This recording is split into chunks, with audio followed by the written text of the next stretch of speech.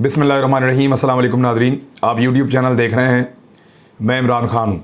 एक तो पाकिस्तान में बड़ा रुला पड़ गया था कि पता नहीं मैं मनी लॉन्ड्रिंग करके भाग गया हूँ पाकिस्तान से, या मैंने पाकिस्तान का पैसा लूट लिया है, या मैं पाकिस्तान में कोई बहुत बड़ा फ्रॉड करके पाकिस्तान से भाग गया हूँ। तो भाई मैं क्लियर कर दूँ कि भागता वो है जो पैसा लेकर भागे, मुल्क को लूट कर भागे, मनी लॉन्ड्रिंग करके भागे, जिसके पास बताने के लिए जवाब ना हो। ना अरशद शरीफ इस मुल्क से भागा था, ना साबिर शाकिर इस मुल्क से भागा है। अरशद शरीफ जिस हालत में वापस आए वो आपको पता है। साबिर भाई भी अल्हम्दुलिल्लाह इंशाल्लाह सही सलामत पाकिस्तान में वापस आएंगे। सारे स्टेक्स और सब कुछ पाकिस्तान में ही उनका भी। मुहित पीरज़ादा के हवाले से मैं आपको बता देता हूँ कि जिस दिन अरशद शरीफ साहब का इंतकाल हुआ, रात को मुझे जो टेलीफोन कॉल्स आई उनमें एक कॉल मुहित पीरज़ादा साहब की थी। उन्होंने कहा कि इमरान ये खबर क्या कंफर्म हो सकती है, क्या वाकई ऐसा हुआ है? तो मेरे पास क्योंकि इन्फॉर्मेशन उस वक्त तक आ गई थी तो मैंने उनको कहा जी बिल्कुल मुहित भाई ऐसा हुआ है। उसके बाद उन्होंने रोना शुरू कर दिया। उन्होंने कहा मेरा तो अभी ट्रैवलिंग थी, मैं आज जा रहा था पाकिस्तान से बाहर।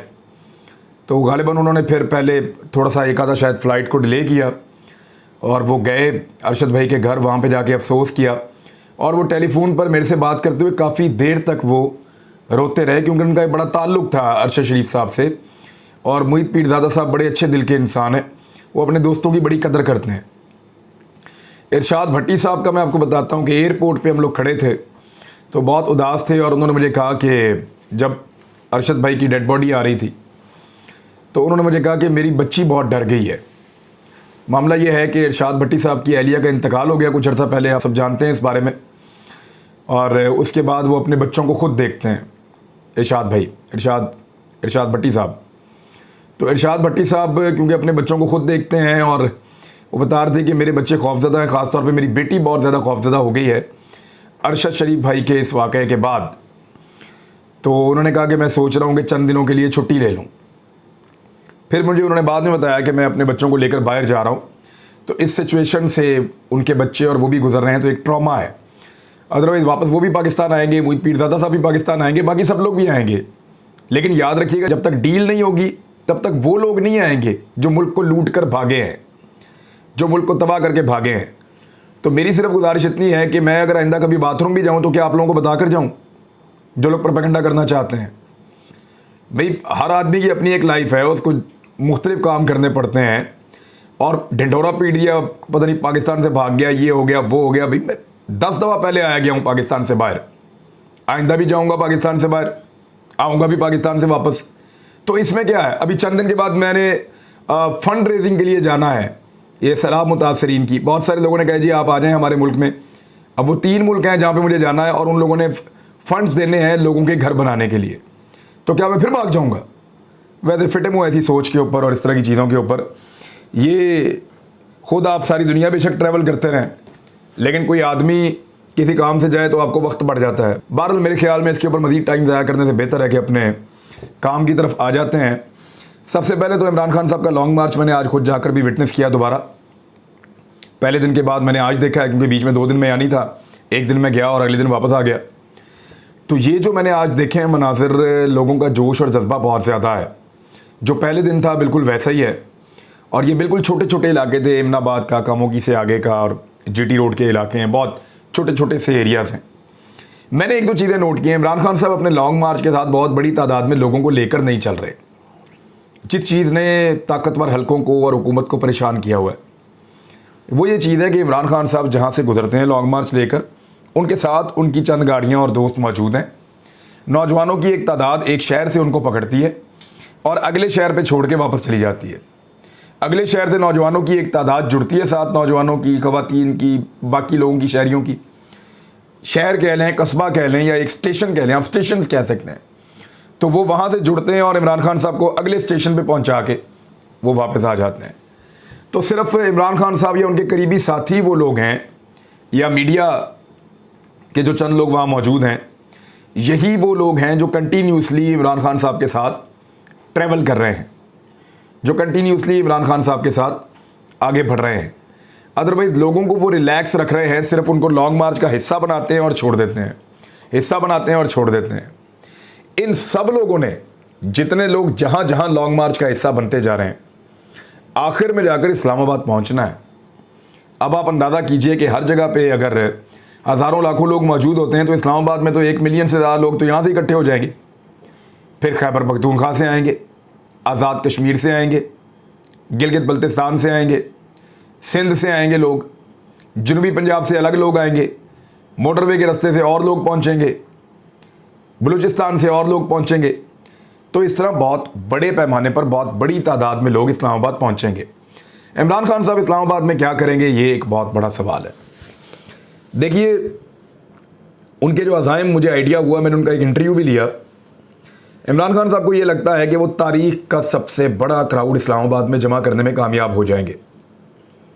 तारीख के सबसे बड़े क्राउड का मतलब ये है कि आज तक इस्लामाबाद में जितने भी जलसे जुलूस हुए हैं उनमें सबसे बड़े इमरान खान साहब के हुए हैं, और वो ये सोच रहे हैं कि अपने सबसे बड़े जलसे से भी कई गुना ज़्यादा लोगों को ले जाएंगे और इस्लामाबाद में अंदर चले जाएंगे। मैंने उनसे पूछा कि वहाँ पुलिस तैयारी कर रही है, अटैक करेंगे, लड़ाई होगी। इमरान खान साहब ने कहा मौका ही नहीं मिलेगा, वो कर ही नहीं पाएंगे।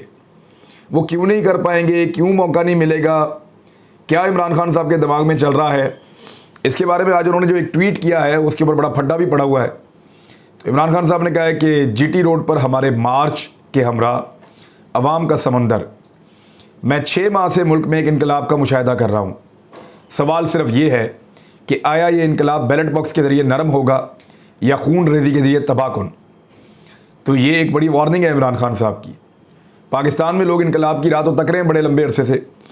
शहबाज शरीफ साहब ने अपने हर जलसे के अंदर जो है वो खूनी इनकलाब बेचा है बड़े लंबे अरसे तक। खूनी इनकलाब आएगा, खूनी इनकलाब आएगा। फिर खूनी इनकलाब मौलाना फजल रहमान साहब ने भी बेचा है। तहरीक लब्बैक वाले भी खूनी इनकलाब की बार बार बात करते हैं, बाकी सारे लोग भी करते हैं। और पाकिस्तान पीपल्स पार्टी तो कहती है कि हम तो जान चाहिए जान देंगे, खून चाहिए खून देंगे। तो ये सारी पॉलिटिकल पार्टीज़ करती हैं। लेकिन लॉन्ग मार्च में इमरान खान साहब का ये कहना, ये एक सीरियस बात है, और हुकूमत को और उसके इत्तेहादियों को, ख़ास तौर पे जो सहूलतकार हैं, ताकतवर हल्के हैं, उन्हें इस बात को समझना पड़ेगा कि अगर वाकई में वहाँ तसादुम हो जाता है और बड़े पैमाने पर लोग पहुँच जाते हैं तो फिर लोगों का रास्ता कैसे रोका जाएगा। एक 70 साल का आदमी है और उसके स्टेमिना को आपको दाद देनी पड़ेगी। वो अपने लोगों के साथ चलता चला जा रहा है और नौजवानों को रेस्ट करने का टाइम दे रहा है, खुद नहीं रुक रहा। खुद सुबह निकलता है, रात तक चलता है, फिर सुबह निकलता है, फिर रात तक चलता है। खुद वो लगातार आगे बढ़ता चला जा रहा है लोगों के लिए, आज़ादी के लिए, अपना हक छीनने के लिए। इमरान खान को निकालने वालों को लगा था कि हमने एक नॉर्मल पॉलिटिशियन को निकाल दिया है, जैसे हमेशा हम निकाल देते हैं। लेकिन इमरान खान ने साबित किया कि वो एक नॉर्मल आम आदमी नहीं है। वो एक ऐसा जलता हुआ टायर अब इनके गले में पड़ गया है जिससे ये जान नहीं छुड़ा पा रहे। मैंने पहले अर्ज़ किया था कि ना लेना ये पंगा, ये गले पड़ जाएगा और ये ढोल आपसे नहीं बजेगा। यही अल्फाज बार बार मैं आपको हर महीने 2 महीने के बाद याद दिलाता हूँ। तो अब भी मैं कहता हूँ कि इसको अना का, ज़िद का मसला बनाने की बजाय जो ताकतवर हल्के हैं, जिनके पास फैसला करने की कुव्वत है, होश के नाखून ने, ऐसे मुल्क नहीं चल सकता। दुनिया का कोई मुल्क ऐसे नहीं चलता, दुनिया का कोई मुल्क ऐसे चल ही नहीं सकता। महंगाई की सूरत हाल देख लें। पेट्रोल, घी, आटा, दालें, चावल, बिजली, गैस, इन तमाम चीज़ों की कीमतें दुगनी तिगनी इस तरह हो चुकी हैं। महंगाई इतनी बढ़ गई है कि आम आदमी का गुजारा मुश्किल हो गया है। पाकिस्तान की एक्सपोर्ट्स बिल्कुल डाउन चली गई हैं, सरमायाकारी आधी रह गई है। जो बाहर से पाकिस्तानी पैसा भेजते थे वो लगातार कम होता चला जा रहा है। टैक्स कलेक्शन के हदफ पूरे नहीं हो रहे हैं। तो इस हालत में मुल्क कैसे चलेगा? लोग इस हुकूमत को लेजिटिमेट हुकूमत मानते ही नहीं, तो फिर उस हुकूमत के साथ लोग कैसे कोऑपरेट करेंगे? ये बड़ा सवाल है और इस सवाल का जवाब किसी के पास नहीं है। मैंने इमरान खान साहब से पूछा, कोई और प्रेस कॉन्फ्रेंस भी आने वाली है। वैसे आजकल शुनीद है कि 2-3 बहुत बड़े बड़े नाम हैं, उनमें से कोई एक आएगा और आके प्रेस कॉन्फ्रेंस कर देगा इमरान खान साहब के ख़िलाफ़, और उस प्रेस कॉन्फ्रेंस के अंदर बड़े बम फूटेंगे, इमरान खान साहब के लिए मुश्किलात पैदा होंगी। लेकिन अब तक का हमारा जो तजर्बा है उसके नतीजे में हमें ये पता चला है कि कोई भी ऐसी प्रेस कॉन्फ्रेंस, कोई भी ऐसा बंदा जिसको तैयार करके लाया जाए या ब्लैकमेल करके लाया जाए या लालच देकर लाया जाए, वो इमरान खान का नुकसान करने की बजाय अपने पाँव पर एक ऐसा कुल्हाड़ा मारता है कि फिर उसकी जो अपनी ज़ाती सियासत है वो किसी काबिल नहीं रहती। ना PMLN के लोग भी इवन उससे मुतासर नहीं होते। इमरान खान साहब के लोग तो अलग बात है। दूसरा, इमरान खान साहब बहुत aggressively election commission of Pakistan के ऊपर अटैक कर रहे हैं। 4 दिन लॉन्ग मार्च के मुकम्मल हुए। गुजरावाला के आगाज़ में ये लॉन्ग मार्च अब रुका है और इसके बाद ये लॉन्ग मार्च फिर आगे बढ़ेगा।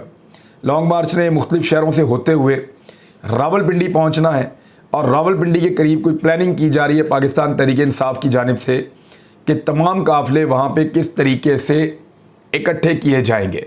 तो जब मैंने पूछा इमरान खान साहब से कि आपके खिलाफ कोई और प्रेस कॉन्फ्रेंस आने वाली है, कुछ सरप्राइज़, तो उन्होंने कहा जो मर्ज़ी कर लें, जो उनसी मर्ज़ी प्रेस कॉन्फ्रेंस करवा लें। इन्होंने इतने मुकदमे किए हैं, इतनी ज़्यादतियाँ की हैं इनके सहूलतकारों ने इस हुकूमत के, ये जो मर्ज़ी करवा लें, ये लोग अब नहीं रुकने वाले। लोगों का अज़म मैं देख रहा हूँ, उन्होंने कहा, मैं देख रहा हूँ लोगों की आंखों में गुस्सा, मैं देख रहा हूँ कि लोग चाहते हैं कि पाकिस्तान में साफ़ और शफाफ इंतखाबात हों। और इमरान खान साहब एक ही बात कर रहे हैं, साफ़ और शफाफ इंतखाबात। मैंने उनसे पूछा कि खौफ है सबको कि जनाब अगर रजीम चेंज ऑपरेशन जो हुआ है उसके नतीजे में आपकी हुकूमत ख़त्म हो गई, आप अगर वापस आए तो आप उस पर इंक्वायरी करेंगे, आप पता करवाएंगे कि वो कौन कौन था जिसने इसमें रोल प्ले किया और फिर उनके लिए कानून का शिकंजा आएगा। फिर मैंने उनसे ये भी पूछा कि इसके अलावा एक खौफ ये है कि जो NRO 2 हो गया मुकम्मल, उस NRO 2 को आप वापस रिवर्स कर देंगे और ये सारे केसेस दोबारा खुल जाएंगे।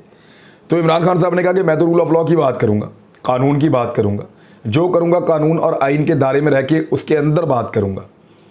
मैंने स्पेसिफिकली दोबारा पूछा कि क्या ये NRO 2 जो है, जो आपने दिया है, ये वापस रिवर्स होगा? तो इस पे इमरान खान साहब ने कहा कि मैं आइन और कानून के मुताबिक करूँगा, उसी में देखूँगा, उसी से गाइडेंस लूँगा कि कानूनी तौर पे हम क्या कर सकते हैं। तो ये बड़ी क्लैरिटी उनके अंदर मौजूद है और इस बात को आप सब भी समझ लें कि NRO 2 जिन लोगों ने ले लिया है वो उनसे छिन जाएगा अगर इमरान खान साहब इक़्तिदार में आ गए तो। और यही खौफ है जो उनको इलेक्शन में नहीं जाने दे रहा। नवाज शरीफ साहब का एक ट्वीट है, पहले मैं आपको पढ़ के सुनाता हूँ, फिर देखते हैं ये ट्वीट कहाँ से है। और मैं आपको बता भी देता हूँ कि ये ट्वीट नवाज शरीफ ने नहीं लिखा, ये ट्वीट किसी और ने लिखा है। लॉन्ग मार्च में वैसे कोई कहता है 200 बंदे हैं, कोई कहता है 300 बंदे हैं, कोई कहता है 500 बंदे हैं, लेकिन इस्लामाबाद में इन 200-300 बंदों को रोकने के लिए कोई 10,000 पुलिस वाले, इसके अलावा रेंजर्स और FC वाले, ये सारे इकट्ठे किए हुए हैं। ये क्या बहादुरी हुई है आपकी? ये तो एक पुलिस वाला 10 बंदों के लिए काफ़ी होता है, ट्रेंड आदमी है, उसके बाद इक्विपमेंट है, आंसू गैस है, सब कुछ है। लेकिन अजीब बात यह है कि वहाँ पे बंदे ज़्यादा इकट्ठे किए हुए हैं और 200-300 लोग इमरान खान के साथ आ रहे हैं। यानी इस किस्म की चीज़ें अब कही जा रही हैं। अब आ जाए नवाज शरीफ ने क्या कहा। नवाज शरीफ कह रहे हैं कि 10 लाख बंदे लाने का दावा करने वाला अभी तक 2000 बंदे इकट्ठे नहीं कर सका। नवाज शरीफ ने थोड़ी रियायत की है। अवाम की लाताल्लुकी की वजह से वो शर्मंगेज़ झूठ हैं जिनका कच्चा छट्टा कौम के सामने आ चुका है। इसने एक के बाद एक झूठ इतनी बेदर्दी और डिटाई से बोला कि DG ISI को मजबूरन अपनी खामोशी तोड़कर कौम से सच बताना पड़ा।